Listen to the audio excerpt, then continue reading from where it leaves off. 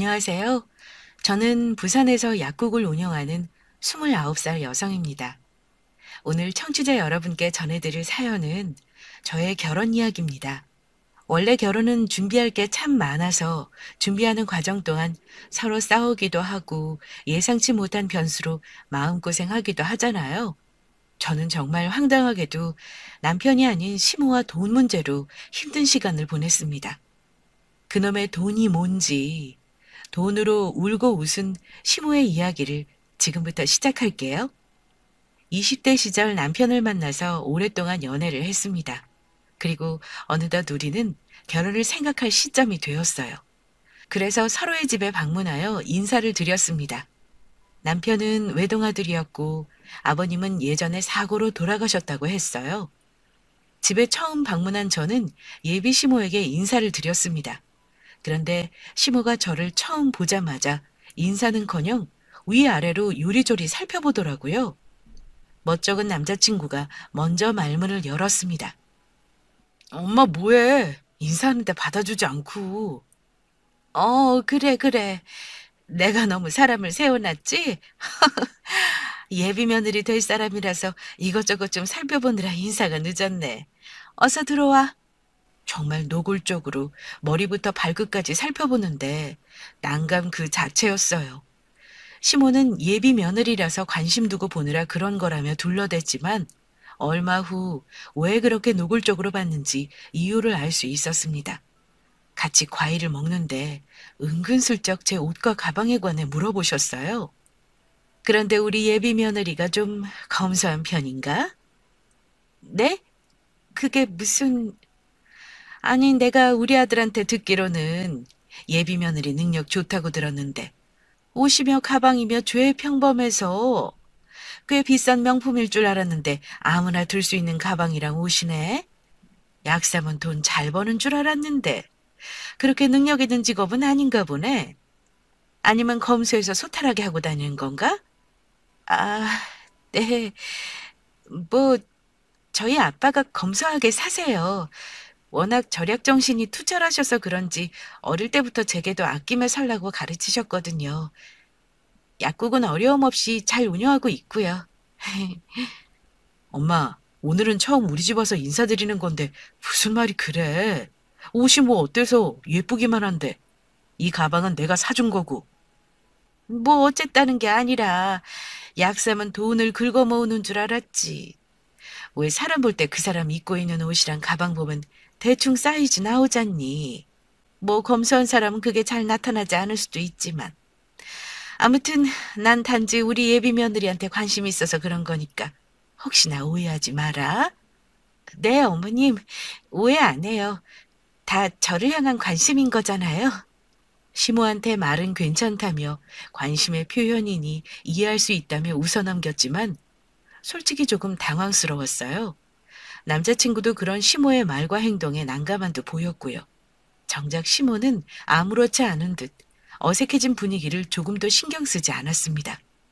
남자친구는 제 눈치를 살피다가 안 되겠는지 결혼 이야기로 화제를 돌렸어요. 참, 엄마, 우리 결혼 말이야. 양가 집안의 도움 안 받고 우리 힘으로 준비할 거야. 모아놓은 돈으로 충분할 것 같더라고. 그래? 뭐 너희들이 모아놓은 돈으로 준비할 수 있으면 그렇게 해. 부모한테 손 안 벌리고 해결하면 좋지. 그럼 혼수는 어떻게 할 거니? 혼수도 생략해야지. 양가 집안에 도움받는 게 없으니 혼수나 뭐 예물 이런 것도 안 하려고. 뭐? 아니, 그게 무슨 소리야? 혼수랑 예물을 안 한다니. 아무리 세상이 변했다고 해도 이건 아니지. 요즘 젊은 사람들 형식적인 절차 다 무시하고 내 맛 네 맛도 아니게 한다더니 너희도 그럴 셈이야? 난 그렇게 결혼하는 거 아니라고 본다. 우리가 모은 돈으로 결혼 준비하고 신혼집 장만하면 딱일 것 같아서 그래서. 혼수랑 뭐 이것저것 더하면 예산이 부족해서 어려울 것 같거든. 그러니까 애초에 양가 집안 도움 없이 우리 힘으로 준비하겠다는 거야. 당연히 도움받은 게 없으니 혼수랑 예물도 생략하는 거고. 혼수 그것 좀 준비하는데 돈이 뭐 얼마나 더 든다고 줄이냐? 너희들이 어려서 잘 모르나 본데 혼수는 단지 돈으로 주고받고 끝내는 게 아니야. 돈으로 마음을 보이는 거라고. 다 이유가 있으니까 옛날 사람들이 혼수하고 예단 예물을 준비했지. 아무튼 절차대로 진행해야 할 건 하는 게 맞아. 어른들에게 도움받지 않고 수술을 준비하는 건 좋다만 조금 더 보태서 혼수랑 예물까지 하면 되지 뭐가 문제야? 세아가, 안 그러니? 혼수 준비하는데 뭐 얼마나 든다고 설마 몸살이는 건 아니겠지? 시몬은 제게 본인이 원하는 답을 노골적으로 원했습니다. 처음 인사드리는 자리라서 장단 맞춰드리고 싶었지만 남자친구 말처럼 결혼 준비에 예산이 딱 맞을 것 같아서 참 난감했어요. 더군다나 저희 부모님은 알뜰하신 편이라 사치 부리지 않고 검소하게 결혼하길 바라셨습니다. 보태주는 것 하나 없으면서 혼수를 생각하고 있을 줄은 꿈에도 몰랐어요. 보통 이런 경우 혼수는 됐다고 하지 않나요? 이때부터 얼핏 느낀 것 같아요. 시모가 돈에 예민하다는 것을 말입니다. 어머님 말씀처럼 다 챙겨드리면 좋겠지만 저희가 가지고 있는 예산이 넉넉하지 않아요. 대충 계산해 보니까 결혼식 준비랑 신혼집 마련하는 걸로 딱 맞을 것 같거든요. 혼수랑 예물은 안 하는 것으로 하고 나중에 결혼해서 저희 여유 좀 생기면 그때 다른 거로 신경 써 드릴게요. 어떠세요? 내키지 않았지만 시모와 잘 지내고 싶었던 저는 좋게 해결하고 싶었어요. 그래서 결혼한 뒤 나중에 챙겨드리겠다고 좋게 말씀드렸습니다. 그러나 시모의 마음은 달라지지 않았습니다. 결혼해서도 챙겨주는 건 당연한 거지. 내가 의지할 가족이 우리 아들밖에 더 있니? 내 말은 결혼 전에 얼마라도 보태서 혼수 준비하면 좋잖니. 내가 뭐 대단하게 준비하라는 것도 아니고 어느 정도 성의 표시는 해야지. 새아기 집에서 이야기 안 하셔? 원래 딸 시집 보낼 때 우리 딸 잘 봐달라고 이것저것 챙겨주는데 부모님도 저희랑 생각이 같으세요. 괜히 과소비할 것 없다면서 있는 돈으로 검소하게 진행하라고 하셨어요. 혼수며 예물이며 생략해도 좋다고요. 그래 엄마, 이렇게 하는 게 맞아. 결혼이 시대적으로 변하는 거지 어떻게 옛날 방식만 고집하면서 따라갈 수 있겠어? 예비 장인 장모님도 그게 좋을 것 같다고 하셨으니까 엄마도 우리 또 존중해줘. 그건 너희 생각이고. 이 집 어른인 내가 그렇게 하는 게 좋다는데 너희 왜 그렇게 고집 피우니? 내가 나조차고 이래? 절차가 왜 있겠어? 다 이어온 전통인 건데 무시하면 쓰겠냐고. 하여간 난 혼수랑 예물 형식적으로 해야겠다. 그거 돈 조금 더 신경 쓰면 되는 걸 가지고 무리 되는 일이냐 그리 말해야겠어? 시몬은 막무가내였습니다. 남자친구와 제 말은 씨알도 안 먹혔어요. 계속해서 혼수를 고집했습니다. 나중에는 목소리가 커지며 심술 부리시길래 우선 알겠다고 말씀드리고 집으로 돌아왔습니다. 남자친구는 다시 이야기해 볼 테니 신경 쓰지 말라고 말했지만 어떻게 신경 안 쓸 수 있나요? 남자친구 집에서 있었던 일을 부모님께 말씀드렸더니 엄마는 작게라도 성의 표시하는 게 좋을 것 같다고 하셨습니다. 나도 그러고 싶지만 우리 예산이 넉넉한 것도 아니고 준비하다 보면 계속 돈 들어갈 텐데 어느 정도 성의 표시해야 하는지도 모르겠어.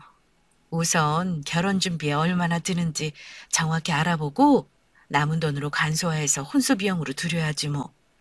그렇게라도 하면 이해하실 거야. 아니면 엄마랑 아빠가 좀 도와줄까? 아니야, 됐어. 양쪽 집안의 도움 안 받기로 했는데 엄마랑 아빠가 도와주면 말이 달라지지. 엄마 말대로 남자친구를 한번 조율해 볼게. 큰 금액은 아니겠지만 남은 돈으로 혼수 마련해야지 뭐. 그래도 혹시 모르니까 어려울 것 같으면 말해. 아니야. 부모님께 도움 안 받기로 했잖아. 내가 알아서 해볼게. 양쪽 부모님께 도움받지 않기로 한 이상 우리 힘으로 다 해결하고 싶었어요. 더군다나 부모님께 혼수 비용 도움받지 않으면 공평하지 않잖아요. 저는 남자친구와 결혼 준비에 들어가는 비용과 신혼집 마련에 필요한 비용을 제하고 얼마나 남는지 대략 계산해 봤습니다. 그랬더니 800만 원 정도가 남더라고요. 이 돈으로 혼수 마련하면 되겠다 싶었고 남자친구가 이 사실을 예비 시모에게 말했습니다. 그랬더니 다음날 예비 시모에게서 전화가 걸려왔어요. 세아가, 나다. 아들한테 들었어. 한 800만 원 정도 남는다고? 네, 어머니. 그 돈으로 혼수 준비하면 될 것 같아요. 생각하시는 혼수 품목 있으세요? 저도 몇 가지 생각해봤는데 친지분들께는 이불 세트로 하면 좋을 것 같아요. 아이고, 뭐하러 친척들까지 다 챙겨? 안 그래도 결혼 준비한다고 바쁜데 그럴 정신이 어디 있니? 이것저것 또 알아보고 사야 할 텐데 얼마나 힘들어. 그러지 말고 그냥 현금으로 주면 될 것 같구나. 사촌들은 내가 알아서 챙겨줄 테니 걱정 말고. 현금으로요? 그래. 또 돈 맞춰서 혼수 준비하려면 번거롭잖니? 시간도 걸리고. 그냥 깔끔하게 현금으로 주는 게 훨씬 좋지 않겠어? 네, 뭐, 어머님 생각이 그러시면 알겠어요. 오빠 편으로 혼수금 보내드릴게요. 결혼할 때 혼수 비용을 돈으로 해결했다고 듣긴 했지만 형식이며 절차 운운하시는 어머니께서 현금으로 달라고 하시니 조금 주춤했어요. 하지만 말씀 듣고 보니 오히려 저는 좋았습니다. 이것저것 찾아보면서 고민하지 않아도 되니까요. 남자친구 편으로 예단을 합쳐서 현금으로 혼수 비용을 전했고 며칠 후 예비 시모에게서 또 연락이 왔습니다. 나다. 아들한테 혼수금 잘 받았다. 참, 그리고 예물 문제 말이다. 내가 직접 데리고 가서 사주면 좋겠지만 너희들 준비한다고 바쁠 텐데 번거로울 것 같아서 계좌로 예물비 보낼 테니 좀 알려주고 너희들끼리 알아서 마음에 드는 디자인으로 반지를 하든 목걸이를 하든 하고 싶은 거 마련하렴. 시모는 예물 살 돈을 계좌로 보내줄 테니 저랑 남자친구가 알아서 마음에 드는 것으로 사라고 하셨습니다. 저는 알겠다며 계좌를 알려드렸어요. 그리고 시간이 지나서 통장을 확인하는데 순간 제 눈을 의심했습니다. 뭐야? 100만 원? 이게 다야? 통장에는 딱 100만 원만 덩그러니 찍혀 있었습니다. 저는 뭔가 잘못된 거로 생각했어요. 시모가 잘못 입금하지 않은 이상 겨우 100만 원만 보냈을 리 없다고 생각했습니다. 그래서 바로 시모에게 전화해서 확인하고자 했어요. 어머니, 보내주신 예물 금액 확인해 봤는데 100만 원 보내주신 거 맞나요? 그래. 100만 원 맞는데 왜 그러니? 뭐 잘못됐니? 아니, 그게 아니고 금액이 생각했던 것보다 작아서요. 저는 어머니께서 잘못 보내신 줄 알고 확인차 전화한 거였어요. 어머, 얘 봐라. 작기는 뭐가 작니? 100만 원이 남의 집 개 이름도 아니고 작다니? 세학이 그렇게 안 받는데 100만 원을 아주 푼돈으로 보는구나. 어머니, 푼돈으로 보는 게 아니라요. 제 말은 예물로 마련하기에는 금액이 작은 게 아닌가 싶어서요. 제가 드린 예단 겸 혼수비는 800만 원 정도 되잖아요. 그거에 비하면 금액이 너무 적어서. 그래서 너 지금 그게 불만이라 이거야? 그렇게 안 받는데 이것 따지고 저것 따지고 아주 피곤하게도 사는구나. 너 그리고 시집 오는 처지에서 혼수비용 그 정도 해오는 게 많다고 생각하니? 솔직히 말하면 다른 집 며느리보다 작아도 한참 작아. 내 친구 며느리들은 혼수를 어마어마하게 해왔어. 가방이며 모피며 대단하더라. 내가 너한테 뭐 가방이랑 모피 해오라든? 너희 결혼할 때 돈 많이 드니까 난 배려해주려고 적당히 받은 거야. 그것도 모르고 이렇게 따지고 두니? 거기다 우리 집안 사촌들 수가 몇인데 그 정도는 기본이지. 뭐 나 좋아지라고 혼수 마련해 오래? 다 친지들한테 결혼 앞두고 마음 담아서 드리는 건데 그렇게 말하면 안 되지. 그리고 예물 비용이 얼마 주라고 정해져 있니?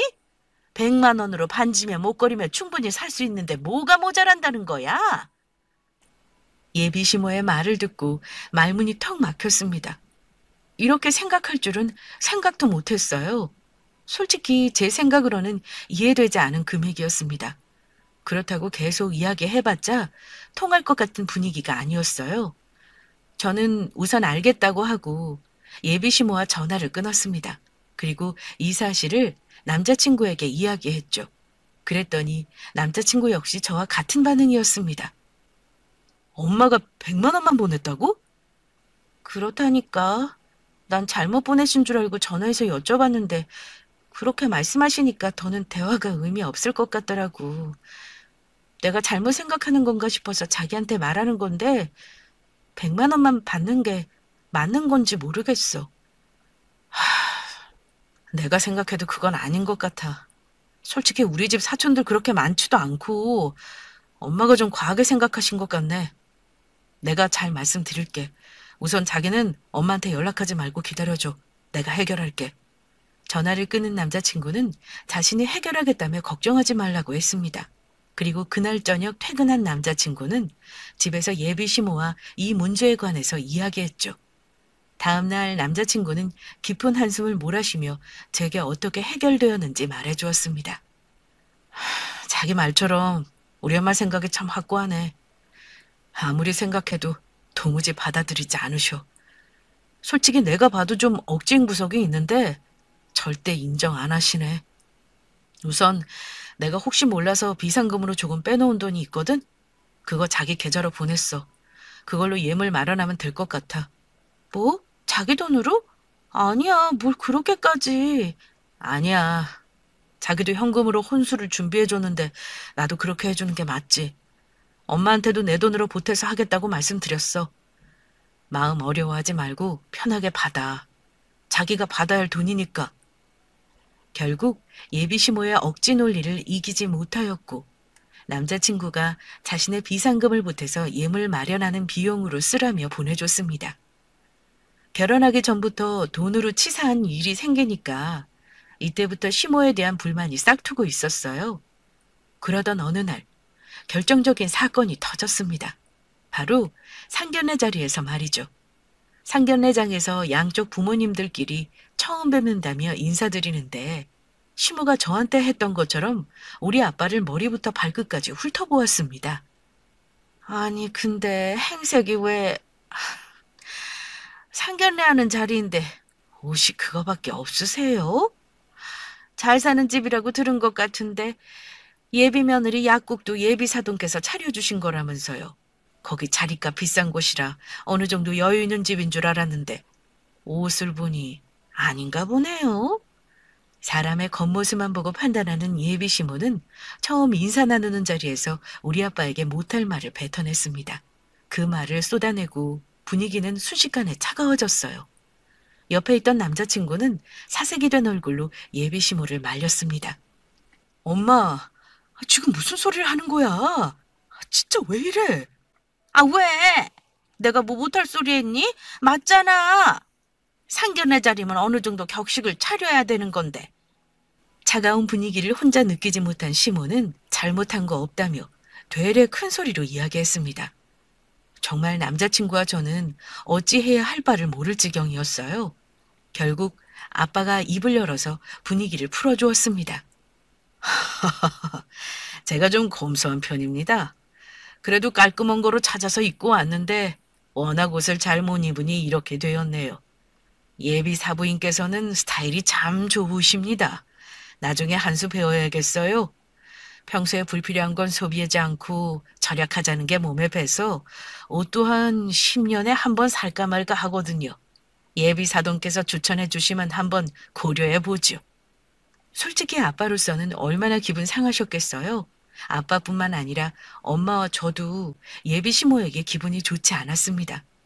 아빠가 웃으며 좋게 말씀해 주셔서 불편했던 분위기가 어느 정도 회복되었지만 이미 엎질러진 물이기에 엄마와 저는 굳은 얼굴을 감추느라 애를 먹었어요. 그런데 예비 시모는 여기서 멈추지 않고 계속해서 대형 사고를 쳤습니다. 그래도 예비 며느리 집에 어느 정도 여유 있는 줄 알았는데 제가 잘못 알았나 보네요. 비싼 자리에 약국 얻어주셨다길래 어느 정도 기대했는데 어디 빚져서 마련해 주신 거죠? 그럼 나중에 우리 아들이 자리값 같이 갚아야 하는 거잖아요. 앞으로 제 자식 고생할까 봐 걱정이 이만저만이 아닙니다. 애들 결혼하는데 뭐 하나 보태주지는 못할 망정 나중에 갚아야 할 빚은 남겨주시면 안 되죠. 그러니 새아기가 운영하는 약국 자리값은 애들한테 떠넘기지 말고 사돈이 다 해결하세요. 나중에 내 새끼 고생하는 꼴은 못 보겠습니다. 잘 살라고 결혼시키는 거지 고생만 진탕하라고 귀한 아들 드리는 거 아니잖아요? 그러니 약속해 주세요. 죽어도 우리 아들한테 빚 넘겨주지 않겠다고. 혹여라도 우리 아들한테 돈 달라고 의지할 생각도 마시고요. 애들 결혼하면 돈 관련해서는 일절 엮이지 않는다고 이 자리에서 확실하게 못 박아주셨으면 좋겠어요. 아까보다 더 차가운 공기가 상견례장을 덮었습니다. 아까의 실수는 애교 수준이었어요. 예비 시모는 실수에도 엄청난 실수를 한 거였습니다. 왜냐고요? 저희 아빠가 절약정신이 투철해서 엄청 검소하다고 말씀드렸지 돈이 없다고는 말하지 않았기 때문입니다. 겉모습만 보고 우리 아빠를 무슨 거지 취급하면서 이야기하는데 뒷감당을 어쩌려고 저러나 한심스러울 정도였어요. 남자친구는 이렇게까지 말할 줄 몰랐는지 예비 시모의 말을 듣고 그만 굳어버렸습니다. 아빠는 몇 번 헛기침하고 생각하시다가 이내 웃으며 시모에게 이야기했어요. 네, 약속 드리죠. 안 그래도 둘이 결혼하면 재산 문제를 어떻게 해결해야 하나 걱정이 많았는데 사돈께서 이리 말씀하시니 참 다행입니다. 전부터 생각했던 대로 제 재산 전부를 사회에 환원할 수 있으니까요. 네? 재산이요? 시몬은 내가 재산이라고 해봤자 뭐 얼마나 있겠어라는 표정으로 아빠에게 물었어요. 정말이지 우리 아빠를 얕잡아 본 거였습니다. 사실 남자친구에게 말 안 했는데 아빠가 마련해 주신 약국 건물이 아빠 거예요. 또 그 옆에 있는 건물도 우리 아빠 거였죠. 땅값 높은 곳에 건물 두 채를 보유하고 계시기 때문에 재산은 어마어마한 수준이었습니다. 아무것도 모르는 시몬은 곧 다가올 일을 예상하지 못했어요. 우리 딸아이가 제 이야기를 안 했나 보네요. 하긴 돈 보고 나쁜 생각하고 접근할 수 있으니 조심한 모양입니다. 우리 김서방하고 사돈께서는 처음 듣는 이야기겠지만 딸아이가 운영하는 약국 건물이 사실 제 건물입니다. 그 옆에 있는 건물도 제 것이고요. 정확하지는 않지만 대략 지금 시세를 따져봤을 때 100억 조금 넘을 것 같네요. 나중에 제가 죽으면 우리 딸하고 사이가 물려받는 거겠지만 마침 김서방이 사업을 구상하고 있길래 도움되면 좋을 것 같아서 죽기 전에 어느 정도 미리 물려줄까 했습니다. 그런데 사돈 말씀을 들어보니 제가 잘못 생각한 듯하네요. 돈으로 부담 주면 안 되죠. 제가 도와줄 필요가 없을 듯합니다. 전부터 일정 금액을 사회에 환원하고 싶었는데 그 소원을 풀 수 있겠어요. 제 재산 한 푼도 남김없이 오로지 사회에 다 기부하겠습니다. 100억이요? 아빠의 이야기를 쭉 듣고 있던 예비시모의 표정은 참 다채로웠습니다. 앞에서 직관하는데 계속해서 바뀌는 표정에 재미가 쏠쏠했어요. 뭐가 잘못돼도 단단히 잘못됐다는 걸 파악한 예비시모는 똥줄 타는 얼굴로 급하게 말을 이어나갔습니다. 아니, 저 사돈. 뭔가 오해가 있으신 듯한데 그렇게 큰 재산이 있었으면 미리 말씀하시죠. 그럼 서로 잘못된 오해는 안 할 거 아닙니까? 그리고 재산이 있으면 자식한테 물려주는 게 맞죠? 그렇게 큰 돈이면 앞으로 둘이 사는데 어려움 없이 잘 살 수 있고요. 마침 우리 아들도 사업 생각하고 있으니 사돈께서 제대로 힘 실어주시면 얼마나 좋아요. 그러니 생각하신 대로 도와주시면 좋겠네요. 제가 앞서 드린 말은 그냥 못 들은 걸로 하시고요. 뭐 하고 있어? 너도 얼른 장인어른께 재산 물려달라고 말씀드려. 그래야 도와주시지. 예비시모는 남자친구의 옆구리를 콕콕 찌르며 부추겼어요. 그러자 남자친구는 그런 시모의 말에 한숨을 푹 내쉬더니 무거운 입을 열었습니다. 저는 장인어른 뜻에 따르겠습니다. 제가 욕심낼 돈이 아니라고 생각해요. 장인어른이 원하시는 대로 사회에 환원하세요. 누군가 겪고 있을 어려움에 도움이 된다면 기꺼이 의미 있는 일이라 생각됩니다. 사실 그 큰 돈을 미련 없이 사회에 기부한다는 게 쉬운 일이 아니잖아요. 장인어른이 참 대단하고 존경스럽습니다. 자네가 그렇게 이야기해주니 이거 참 쑥스럽구먼. 제 생각대로 남자친구는 예비시모에게 휘둘리지 않고 올곧은 자기 생각을 이야기했습니다. 그러자 시모의 얼굴은 붉게 번지더니 남자친구를 닥달하기 시작했어요. 너 지금 무슨 소리를 해대는 거야? 정신 차려. 100만 원 아니고 100억이야 이거사. 네가 평생 죽을 때까지 그런 큰 돈 만져볼 수 있을 것 같아? 사업하려면 돈이 한두 푼 드는 것도 아닌데 태평한 소리를 하고 있어. 어머, 사돈, 우리 아들이 이렇게 세상 물정을 몰라요. 제가 아들을 대신해서 말씀드릴게요. 물려주시려고 했던 그 재산, 아이들을 위해 주시죠. 그게 모두의 행복을 위한 일 아니겠어요? 아까 아빠를 무시할 때는 언제고 태세 전환된 예비시모는 콧소리를 섞어대며 이야기하더군요. 그러나 인제 와서 말해봤자 소용없는 노릇이었습니다. 이미 우리 가족은 예비시모에게 얄짤 없었어요. 아까 예비 사돈께서 말씀하시지 않으셨습니까? 돈과 관련되어 일절 엮이지 말라고요. 전 그 약속 지킬 생각입니다. 그러니 사돈도 제 뜻을 존중해 주시죠. 그래, 엄마. 장인어른 결정이시니까 그 문제는 그만 말해. 나랑 여자친구는 장인어른 뜻에 찬성하니까. 찬성은 무슨 얼어 죽을 놈의 찬성이야. 너 지금 100억이란 소리를 듣고도 그런 말이 나와? 엄마 진정해. 여기서 이렇게 소리 높이면 어떡해. 그리고 장인어른 돈인데 엄마가 참견할 권리는 없잖아. 우리가 괜찮다는데 엄마가 왜 난리야? 네가 존중이니 뭐니 쓸데없는 소리를 하니까 그렇지. 자식이 잘못된 길로 가는 걸 가만히 볼 부모가 어디 있어? 저 사돈, 아까 제가 그렇게 말한 거는 오해의 소지가 있었던 거잖아요. 사돈이 그렇게 큰 재산을 숨기고 있을 줄 누가 알았겠어요? 어찌 보면 우리가 속은 거나 마찬가지죠? 솔직히 그 정도 재산 되면 자식 앞길을 먼저 생각해야 하는 거 아닙니까? 부모 마음 다 똑같잖아요. 그저 내 새끼 잘 되기만을 바라며 뭐라도 더 챙겨주고 해주고 싶어 하잖아요. 그러니 사회에 기부하신다는 건 다시 한번 생각해 보시죠. 먼 미래까지 잘 생각해서 결정해 주셨으면 좋겠어요. 글쎄요. 더 생각한다고 제 결정에 큰 변화는 없겠지만 우선 사부인 말대로 다시 고려해 보겠습니다. 아이고, 네네. 역시 사돈은 마음도 참 너그러우세요. 그럼 좋은 답변 기대하고 있겠습니다. 떡 줄 사람은 생각도 안 하는데 혼자 김치국을 항아리째 마시는 시모였어요. 아빠가 형식으로 생각해 본다고 말씀하신 거지 한번 결정하신 건 절대 굽히지 않는 분이셨습니다. 이날은 이렇게 상견례를 마쳤어요. 집에 돌아온 엄마는 뭐 그런 사람이 다 있냐며 한 소리 하셨고 아빠는 그저 침묵만 일관하시다가 결국 제 생각대로 재산을 사회에 환원하신다고 했습니다. 그 소리를 남자친구에게 말했고 전에 들은 시모는 노발대발하며 제게 전화해서 난리를 쳤어요. 너 대체 뭐 하는 거야? 옆에서 살살 꼬셔서 재산 물려주게끔 노력해야지. 사회의 환원이라니?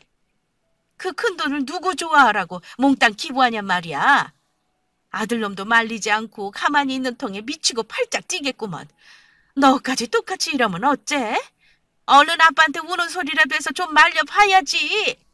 어머니, 제가 상견례장에서 말씀 못 드렸는데 저랑 남자친구는 아빠 재산에 미련 없어요. 사회에 기부하셔도 아쉬울 거 하나 없고요. 애초에 우리 돈이 아닌 부모님 돈인데 저희가 내놓으라 말할 권리 없다고 생각해요. 저희에게 물려주시든 사회에다 환원하시든 저희는 아빠 뜻을 존중하고 따를 거예요. 그러니 어머니께서도 저희 아빠 뜻 따라주세요. 이렇게 강요하시는 거 솔직히 기분 좋지 않아요.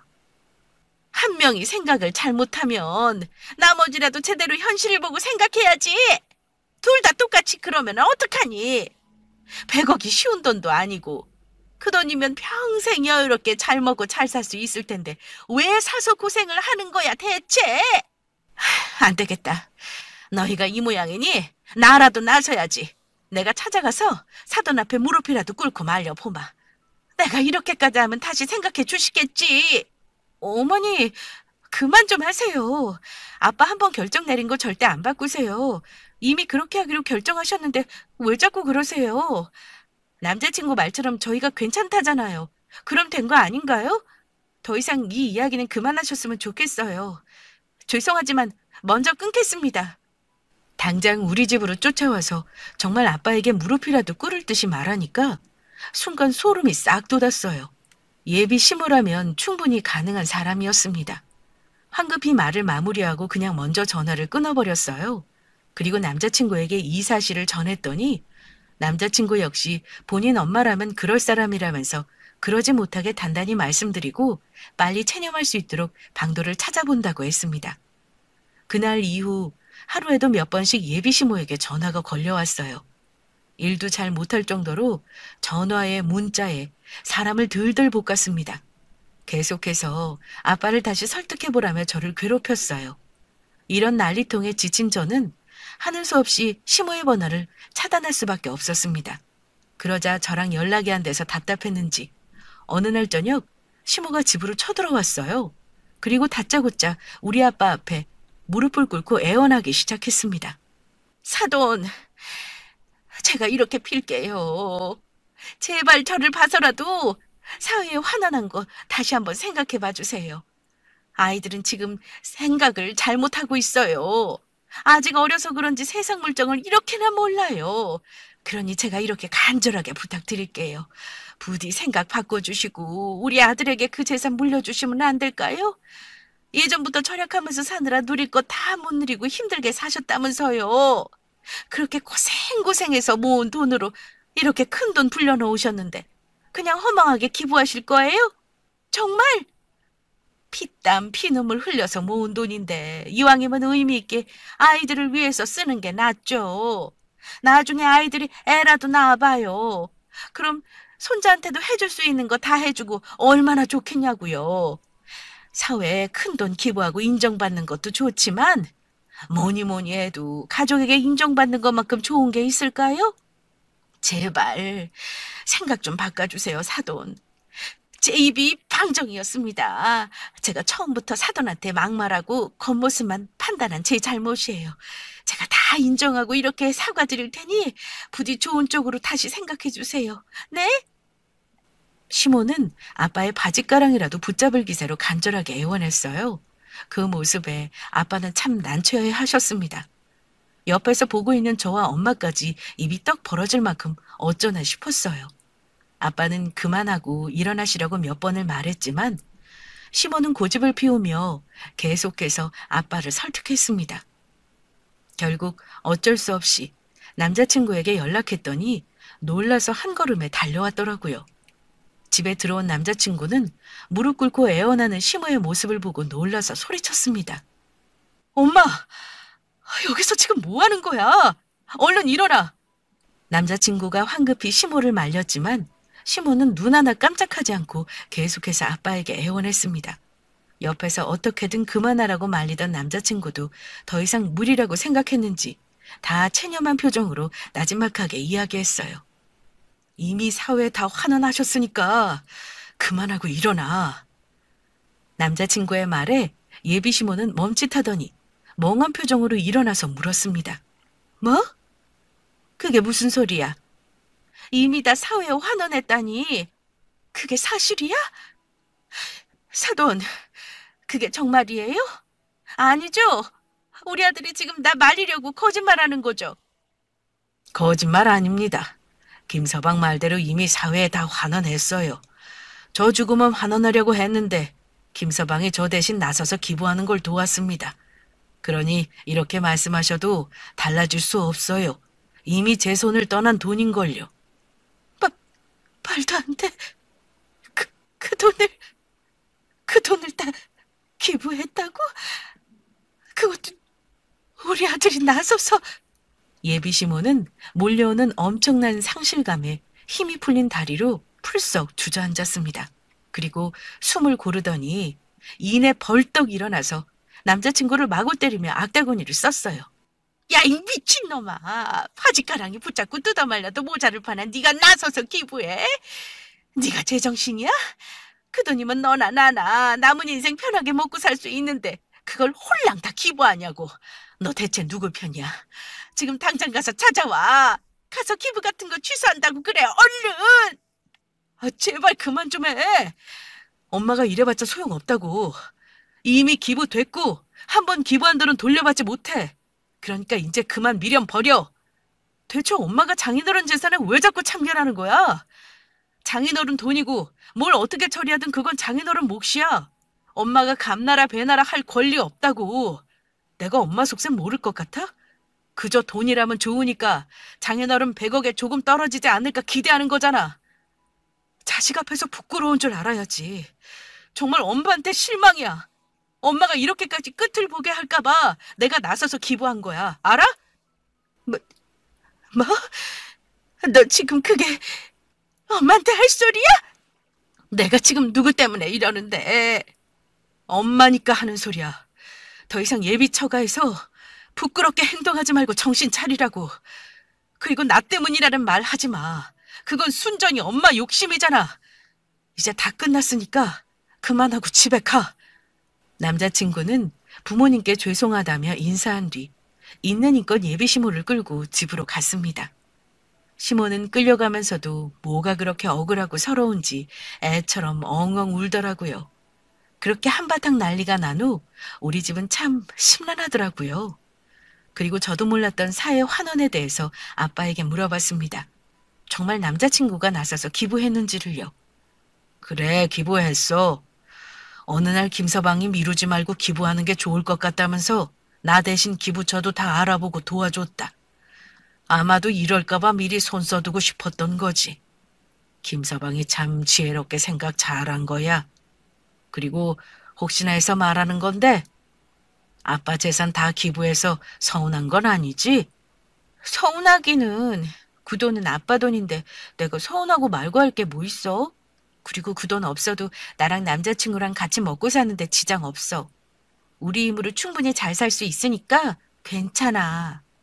애초에 내 돈 아니라고 생각해서 큰 미련도 없었고. 그렇게 생각해주니 고맙구나. 그래도 자식은 자식이지. 아빠 뜻은 정말 한 톨 남김없이 다 기부하고 싶었는데 이 집이랑 네 약국만큼은 다 네 명의로 돌려놨다. 이게 아빠가 우리 딸한테 줄 수 있는 전부구나. 아빠는 예비 시모와 남편 몰래 집 명의와 약국을 제 명의로 돌려주셨습니다. 건물은 다 처분해도 제 약국 자리만큼은 든든하게 지켜주셨어요. 저는 아빠에게 참 감사했습니다. 그리고 아빠는 나중에 김서방에게 말해도 예비 시모에게는 절대로 말하지 말라고 하셨어요. 돈을 밝히는 사람이라면 분명 욕심낼 거라면서요. 그렇게 예비 시모는 한동안 식음을 전폐하며 하루하루를 보냈습니다. 나중에 체념했는지 전처럼 밥도 잘 드시고 지내셨고요. 다만 문득문득 100억 소리를 하며 한탄하셨습니다. 그러거나 말거나 우리들은 예정대로 결혼했고 친정 부모님께 10원 한 장도 받지 않았습니다. 온전히 우리 힘으로 가정을 이루었어요. 지금처럼 앞으로도 우리 힘으로 열심히 살아보려 합니다. 우리 둘이 함께라면 어떤 시련과 고난도 씩씩하게 잘 헤쳐나갈 수 있으리라 생각해요. 솔직히 한편으로는 100억이 내게 주어진다면 어떨까? 욕심 같기도 했지만 시모의 모습을 보면서 정신 차렸습니다. 돈 앞에서 사람은 참 나약하잖아요. 나중에 100억으로 남편과 사이라도 틀어질까 봐 덜컥 겁나더라고요. 애초에 제 것이 아닌 건 탐내지 않아야 한다고 깨우쳤습니다. 딱 본인 그릇에 맞게 사는 것이 인생의 정답 같아요. 그럼 지금까지 저의 긴 사연 들어주셔서 감사합니다.